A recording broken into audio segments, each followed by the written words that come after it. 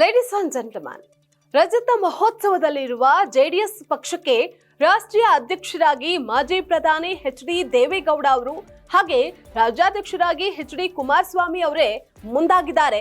ಕುಟುಂಬದ ಕುಡಿ ನಿಖಿಲ್ ಕುಮಾರಸ್ವಾಮಿ ಅವರಿಗೆ ಈ ಬೆಳ್ಳಿ ಹಬ್ಬದಲ್ಲಿ ಪಟ್ಟಾಭಿಷೇಕ ಮಾಡಲಾಗುತ್ತೆ ಅಂತ ಭಾವಿಸಿದ್ದವರಲ್ಲಿ ಈ ನಡೆಯಿಂದಾಗಿ ಸಾಕಷ್ಟು ಪ್ರಶ್ನೆಗಳು ಮೂಡಿದೆ. ಎಸ್ ವೀಕ್ಷಕರೇ, ನೆಲ ಜಲ ಭಾಷೆಗಾಗಿ ಪ್ರಾಮಾಣಿಕ ಪತ್ರಿಕೋದ್ಯಮ. ನೀವು ನೋಡ್ತಾ ಇದ್ದೀರಾ ಫೋಕಸ್ ಟಿವಿ. ನಾನು ನಿಶ್ಚಿತ.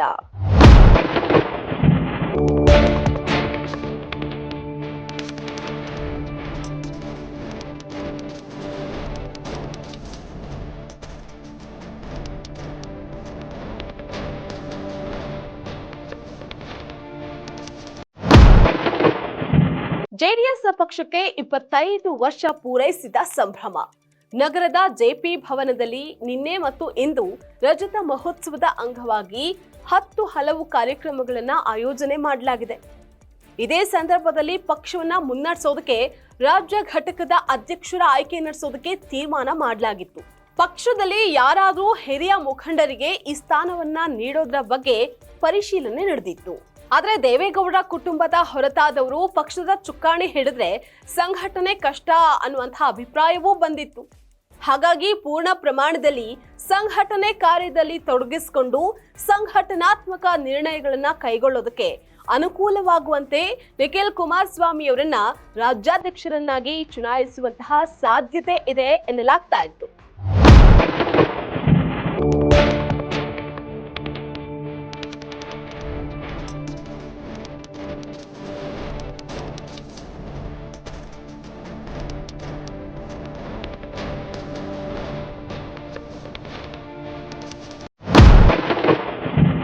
ಈಗಾಗಲೇ ನಿಖಿಲ್ ಅವರು ಕೂಡ ಪಕ್ಷದ ಕೆಲಸ ಕಾರ್ಯಗಳಲ್ಲಿ ತಮ್ಮನ್ನ ತಾವು ತೊಡಗಿಸಿಕೊಂಡು ರಾಜ್ಯ ಪ್ರವಾಸಗಳನ್ನ ಕೂಡ ಮಾಡ್ತಾ ಇದ್ದಾರೆ. ಹೋರಾಟಗಳಲ್ಲಿ ನಿಖಿಲ್ ಅವರನ್ನ ಸಕ್ರಿಯಗೊಳಿಸಿ ಪಕ್ಷದ ಹೊಣೆಗಾರಿಕೆ ನೀಡೋದು ದೇವೇಗೌಡ ನಿರ್ಧಾರವಾಗಿದೆ ಅನ್ನುವಂತಹ ಮಾತು ಕೇಳಿ ಬಂದಿದ್ವು. ಆದ್ರೆ ಈಗ ಜೆಡಿಎಸ್ ಪಕ್ಷಕ್ಕೆ ರಾಷ್ಟ್ರೀಯ ಅಧ್ಯಕ್ಷರಾಗಿ ಮಾಜಿ ಪ್ರಧಾನಿ ಎಚ್.ಡಿ. ದೇವೇಗೌಡರು ಹಾಗೆ ರಾಜ್ಯಾಧ್ಯಕ್ಷರಾಗಿ ಎಚ್.ಡಿ. ಕುಮಾರಸ್ವಾಮಿ ಅವರೇ ಅವಿರೋಧವಾಗಿ ಆಯ್ಕೆಯಾಗಿದ್ದಾರೆ.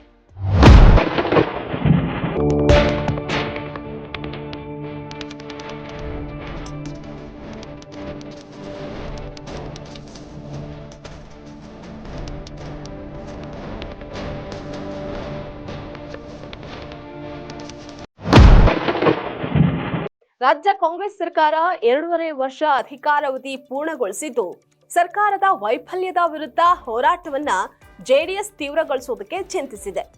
ಹಾಗೆಯೇ ಜಿಬಿಎ ವ್ಯಾಪ್ತಿಯ ಪಂಚಪಾಲಿಕೆಗಳು ಸೇರಿದಂತೆ ಪಂಚಾಯಿತಿ ಚುನಾವಣೆಗಳಿಗೆ ಪಕ್ಷವನ್ನ ಸಜ್ಜುಗೊಳಿಸೋದಕ್ಕೆ ಸಂಘಟನೆ ಕಾರ್ಯ ಚುರುಕುಗೊಳಿಸೋದಕ್ಕೆ ಒತ್ತನ್ನ ನೀಡಬೇಕಾಗಿದೆ. ರಾಷ್ಟ್ರ ಮಟ್ಟದಲ್ಲಿ ಪಕ್ಷ ಸಂಘಟನೆಗೆ ವಿಫಲ ಅವಕಾಶಗಳಿದೆ.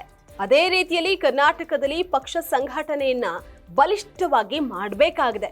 ಇದೇ ಹಿನ್ನೆಲೆಯಲ್ಲಿ ದೇವೇಗೌಡರು ಹಾಗೆ ಕುಮಾರಸ್ವಾಮಿ ನೇತೃತ್ವದಲ್ಲಿಯೇ ಪಕ್ಷವನ್ನ ಸಂಘಟಿಸುವಂತಹ ನಿರ್ಧಾರಕ್ಕೆ ರಾಷ್ಟ್ರೀಯ ಮಂಡಳಿ ಬಂದಿದೆ ಎನ್ನಲಾಗಿದೆ.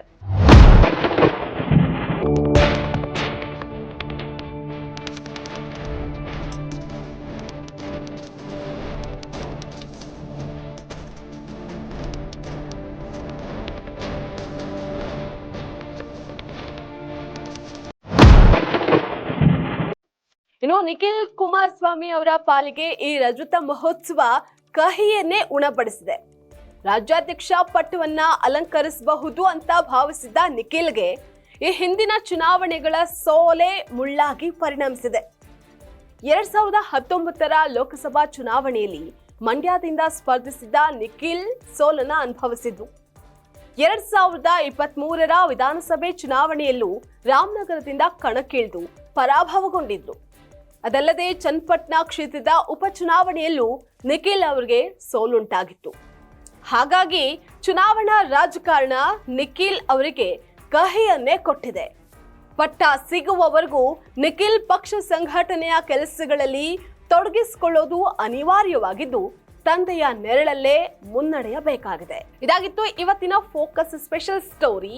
ನೆಲ ಜಲ ಭಾಷೆಗಾಗಿ ನೋಡ್ತಾ ಇರಿ ಫೋಕಸ್ ಟಿವಿ.